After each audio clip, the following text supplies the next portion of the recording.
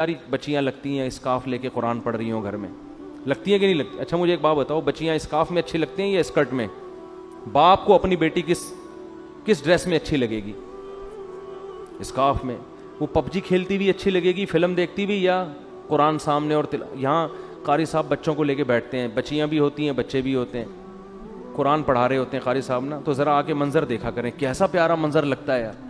سارے بچے بیٹھے ہوئے ہیں ایسے ایسے نا, ہل رہے ہوتے ہیں بیٹھ کے, اتنے پیارے لگ رہے ہوتے ہیں. بچے نماز پڑھتے ہوئے بڑے اچھے لگتے ہیں گھر کے اندر, بچیاں اسکارف لیتی ہیں اور نماز میں نیت باندھ کے کھڑی ہو جاتی, کیسا پیارا ماحول لگتا ہے. تو جب لگتا ہے تو پھر یہ ماحول بناؤ نا گھر کے اندر. خود گھر میں اپنے بچوں کے ساتھ بیٹھ کے فلم دیکھ رہے ہیں, او بھائی تمہیں اگر اللہ نہ کرے چسکا لگ گیا ہے تو کنڈی لگا کے دیکھ لو, بچوں کو کیوں برباد کر رہے ہو؟ آپ تو تباہ ہو گئے, اللہ بچائے ہم سب کو, توبہ کی توفیق دے. آپ نے تو جو بننا تھا بن گئے, ان بچوں کو تو کم از کم خراب نہ کرو نا.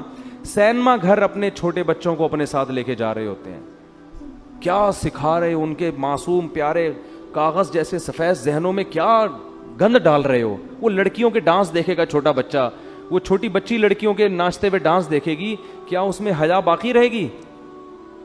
شرم و حیا کا جنازہ نکلے گا. پھر وہ ماں کی آنکھوں میں آنکھیں ڈال کے بات کرے گی, پھر وہ باپ کی آنکھوں میں بدتمیز بنے گی, پھر آپ فون کریں گے کہ جی ہمیں کو پڑھنے کو وظیفہ بتا دیں. اولاد ہمارے کنٹرول میں نہیں ہے. او بھائی یہ وظیفوں سے کنٹرول میں نہیں ہوتی. تو اللہ فرماتے ہیں ہمارے نیک لوگوں کا جذبہ ہوتا ہے کہ ان کے گھر میں کیا ماحول ہو, ایسا کہ آنکھیں دیکھ کے ٹھنڈی ہو جائیں. تو آنکھیں پب جی والے کو دیکھ کے کبھی بھی ٹھنڈی نہیں ہوتی. آپ کی بچی موبائل پہ لگی ہوئی ہے صبح شام ہے, اس کو بھی سیٹنگ کرائی ہوئی, الو بنایا ہوا ہے, صرف تم لکھا ہوا ہے اس کے لیے نا, ادھر بھی صرف تم ہی 25-30 ہوتے ہیں, صحیح ہے نا. پھر ابا کو ٹوپی کرا رہی ہے, اماں کو ٹوپی کرا رہی ہے, بھائی کو ٹوپی کرا رہی ہے, اور اس لیے کرا رہی ہے کہ اس کو پتا ہے میرا بھائی بھی ٹوپیاں کرا کے نکلتا ہے, یہ مدنی مسجد کا کہہ کے جاتا ہے, پتہ نہیں کہاں سے ہو کے آ رہا ہوتا ہے. سب ٹوپی گیری چل رہی ہے.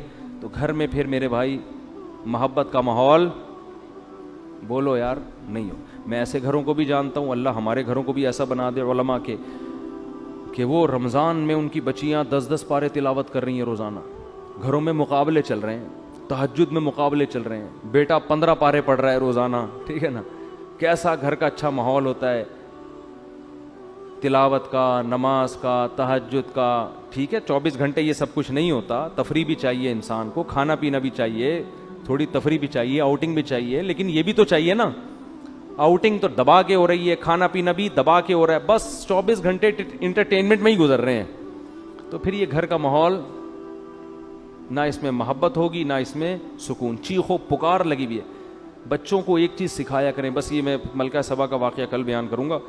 بچوں کو اس میں واقعہ سے ضروری کہ ملکہ سبا عورت ہو کے بڑی ذہین تھی, تو اس سے ہی پتہ چلتا ہے کہ ساری عورتیں ایسی نہیں ہوتی. جو میں بار بار کہتا ہوں, جو میرا بیان سن رہی ہیں وہ بہت ذہین ہے, تو وہ ملکہ سبا کا واقعہ سن کے آپ کو اندازہ ہو جائے گا کہ بڑی بڑی ذہین بھی ہوتی ہیں. تو ایک بات کر کے بس بیان ختم کرتا ہوں کہ دیکھو بچوں کو نا گھر میں چیخنے چلانے نہ دو. ایک ان کو ڈریس صحیح پہناؤ پراپر, اور ایک ان کو چیخنے چلانے, اور اس کے لیے ضروری ہے جب خود بھی آواز ہلکی ہو آپ کی, اس سے بہت ماحول خراب ہوتا ہے. گھر میں ماحول یہ بناؤ جب شادی ہو نا اسی وقت سے. اب تو جن کے بچے بڑے ہو گئے اب وہ بہت مشکل ہے. جب شادی ہو تو پہلی رات بیگم کو جو آپ نے سب سے اہمیت کے ساتھ جو بات سمجھانی ہے, پہلے تو بیگم کو بتائیں کہ بیگم میری آپ سے شادی ہوئی تھی, اس سلسلے میں آپ کے سامنے حاضر ہوا ہوں. ذرا تمیز سے نا, لکھنؤ والوں کی طرح ایک دم نصیحتیں نہیں شروع کرتے. وہ کہے کہ یار ابھی آگے بیٹھا ہے کوئی محبت کی باتیں کرو, آتے ہی ایک دم چلے 4 مہینے کی باتیں شروع کر دی, اس نے نصیحت شروع کر دی. تو آپ پہلے یوں شروع کریں کہ میری آپ سے شادی ہوئی تھی, اس سلسلے میں حاضر ہوں. پھر اس کو آپ شروع میں ہی سمجھا دیں کہ دیکھو ہمارے گھر کا ماحول ہے, ویسے ہوگا تو نہیں لیکن چلو فرض کر لو ہے. ٹھیک ہے نا.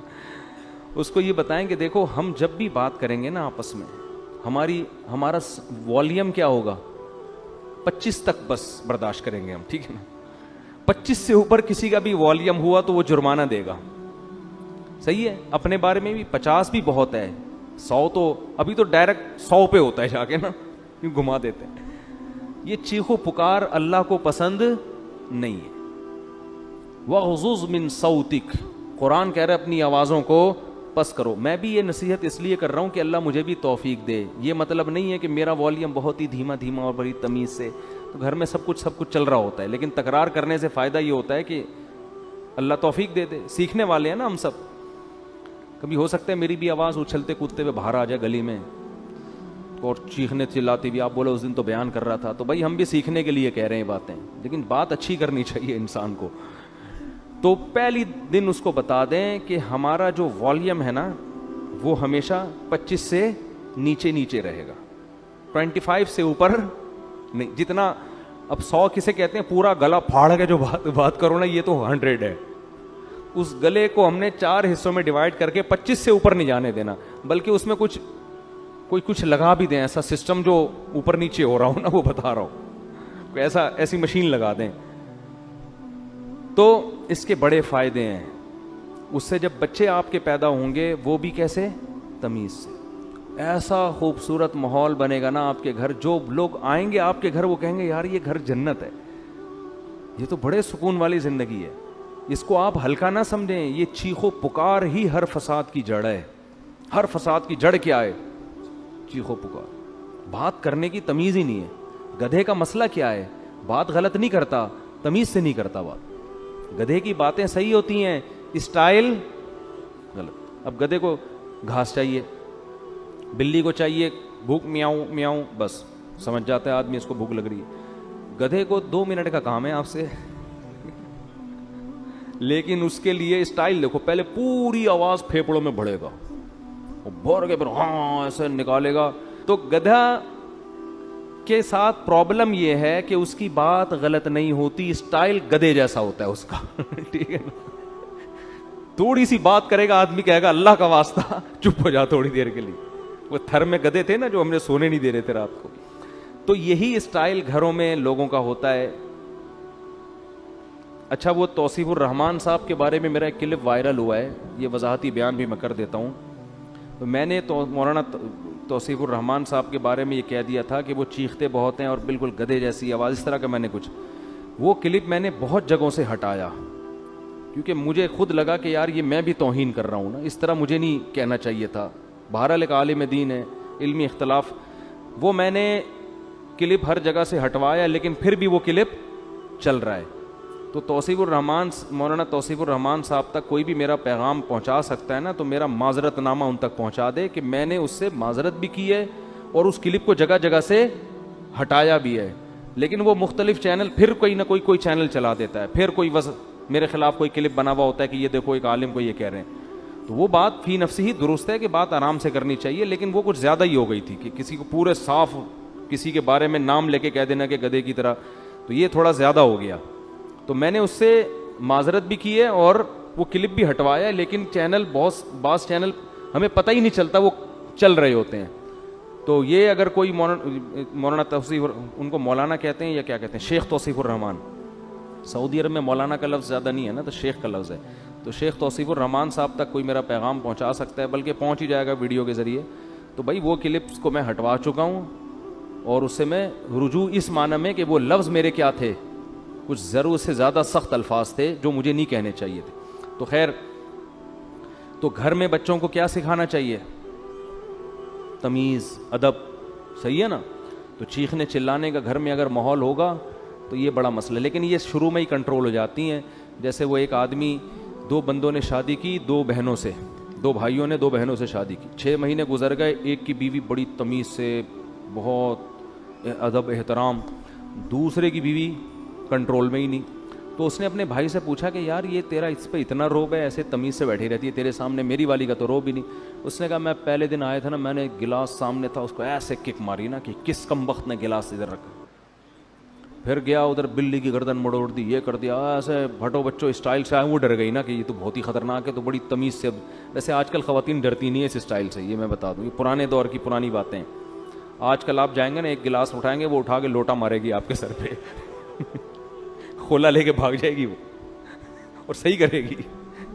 ظاہر ہے یہ کون سا اسٹائل ہے آنے کا. آپ کو چاہیے آپ آ کے اسے اسی اسٹائل میں بات کریں کہ بھائی میری آپ سے کل شادی ہوئی تھی, اس سلسلے میں حاضر ہوا ہوں. تو اب یہ 6 مہینے بعد یہ آیا اور اس نے بھی گلاس کو کک ماری نا. تو بیگم بولتی ہے اب ان ڈراموں سے کچھ بھی نہیں ہوگا. تو یہ شروع میں اگر کنٹرول ہو جائے معاملہ تو ٹھیک ہے, بعد میں تو سب چیخنا چلانا پھر تو پھوڑو, صحیح ہے نا, وہ چیخے آپ بھی چیخو, وہ دروازہ تھوڑا سا بند کرے آپ اٹھا کے کھولو اور اسپیڈ سے بند کرو. ہمارے حضرت نے ایک واقعہ سنایا, اس طرح طلاق ہوئی ہے. شوہر گھر میں آیا تھکا ہوا, تو بیگم انتظار کر رہی تھی, کہیں لیٹ ہو گیا تھا یہ, اس کو غصے میں بیٹھی ہوئی تھی بیگم. تو جب یہ آیا ہے نا کمرے میں, تو اس نے دروازہ دھاڑ کر کے بند کیا نا. بیگم کا موڈ آف تھا تو اس نے کو غصہ آیا, اس نے دروازہ دھاڑ کر کے بند کیا. بیگم نے کہا مجھے تپانے کے لیے اتنی زور سے دروازہ بند کیا, دوبارہ اور تیز بند کرو. یہ بھی بس سینگ نہیں تھے ان کے, حرکتیں تو وہی بیل والی. پرانا واقعہ ہے, ان کو نہیں پتا چلے گا. انہوں نے کیا کیا, کھولا فل اسپیڈ کے ساتھ دھاڑ کر کے اور زور سے, پھر لڑائی شروع اور طلاق تک نوبت آئی ہے. کس بات پہ کہ جی دروازہ زور سے, اس پہ ان کی درمیان طلاق ہو گئی. تو یہ ہے انسان جب غصے میں بے قابو ہو جاتا ہے, اور اب بھائی اس نے اگر بول دیا تھا زور سے بند کرو تو کچھ اور بول دیتے ایسے موقع پہ. بولے بیگم یہ مناسب نہیں ہے, میں شادی ہوئی تھی اس سلسلے میں حاضر ہوا ہوں اور آپ کیا کہہ رہی ہو. تو معاملہ طلاق تک کم از کم نہ پہنچتا. اللہ تعالیٰ سمجھنے کی عمل